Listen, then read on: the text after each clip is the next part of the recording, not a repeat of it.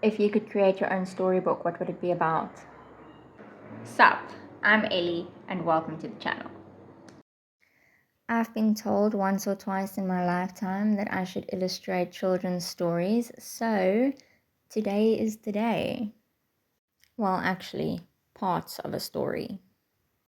Maybe as time goes on, it will turn into a full-blown story. We'll see. But for the moment, we're just laying the foundation. Now, I'm not following any particular process or approach other than what feels right. And what feels right is the where, so that's where I'm starting. You may have seen in the beginning clip where I'm going with this, but when I thought story, the first thing that came to mind was an eerie town with eerie people in it. Very olden day, very proper and somewhat unspoken, with cobblestones and boring brown buildings. A place where everyone seems the same, not only in look, but also somewhat in demeanor. Though in the end, the road was more of a rock road than a cobblestone road. Here I'm just finishing off the first layers of the watercolors. Spoiler, while it was my intention to do this in watercolors only, I do later top it with coloring pencils. In a refreshing twist of events, I was actually quite happy with the layering this time, as well as the colors. It was the edges that got me this time. The edges of the characters and the buildings just didn't seem nicely rounded off. And not in a cool watercolor kind of way, but rather in a this is unfinished and messy kind of way. And here's where I'm at. The first layer's done.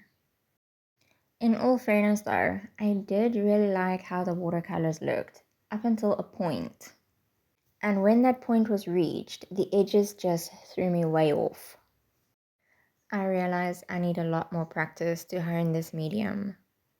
And as a way to lean into practicing watercolors more, I think I'll run a short 10-part series on TikTok and YouTube Shorts soon. And this is where I'm at after the last layer of watercolors.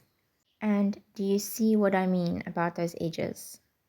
It's like the characters in the drawing just dissolved into the background. Nothing was defined, nothing stood out. Though, thinking about it now, maybe if I outlined it with black ink, that could have helped. Because watercolor artists do that, right? They actually make use of fine liners a lot. Maybe that's the missing link here. Why, oh why do these realizations always come in the editing phase? Oh well, it is what it is, and I guess noted for next time. That said, even with the coloring pencils, I can't say I'm 100% happy with the outcome, but I do feel it came out better than before the coloring pencils. And from this angle, it looks amazing. But from an over-top view, a little bit less amazing. But we'll get to that later.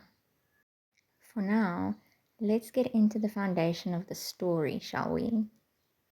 So we've already established that there once upon a time was an eerie town with eerie people in it. They all looked somewhat the same in both look and demeanor. An olden day type of town, proper and somewhat unspoken. But why is the big question. What is it about this town that makes it so eerie? Maybe it's its eerie people. Maybe it's its olden day charm. Or maybe it's the loudness of its quiet. Why is it so unspoken and proper? Or more importantly, what is unspoken? Are they keeping a secret? Are they bound to silence by some bigger force? Maybe the universal quiet among them has nothing to do with it at all, and is merely a side effect of something far more sinister. What is going on here? What is this town hiding? Well, that remains to be seen, But I do have a character in mind that is going to come into this little town and turn everything upside down in pursuit of its secret. I imagine it's easy for the townspeople to be proper when they're among other proper people. But what will they do when faced with an improper visitor? Someone loud and so unlike them. I don't know, but I predict chaos is going to ensue. But that's going to have to wait until I do the next part of the story. For now, that's where I'm going to leave it. But let me know in the comments, what do you think this town is hiding? And this is the outcome. Like I said, from that other angle, it looked really good. From above, not so much. And I'm only disappointed because I wanted it to look like it looked from that angle. But I feel I learned a couple of things in this video, and I'm excited to try them in the next part of the story. And that's it. Thank you so much for watching.